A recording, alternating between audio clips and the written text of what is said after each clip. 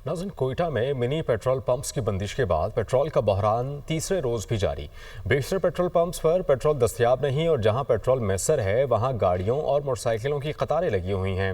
मजीद बता रही हैं हमारी नुमाइंदा आयशा इमरान।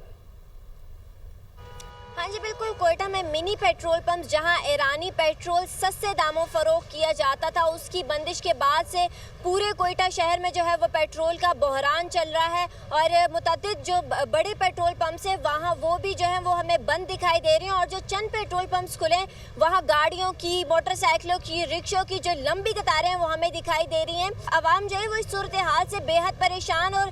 उनके अंदर जो है वो गम और गुस्सा देखा जा रहा है, क्योंकि आज सुबह हज़ारगंजी के एक पेट्रोल पंप में लगी लंबी कतारों में शहरियों के दरमियान जो है वो तल्ख कलामी हुई, जिसके बाद एक शख्स कत्ल और 3 अफराद जो है वो जख्मी होने का वाकया जो है वो हमें देखने को आया। शहरी सूरत हाल से जो है वो बहुत परेशान दिखाई देते हैं और हुकूमत से दरख्वास्त करते दिखाई दे रहे हैं कि जो है वो पेट्रोल की दस्तयाबी को यकीनी बनाया जाए ताकि इस सूरत हाल से जो है वो निपटा जा सके। जी।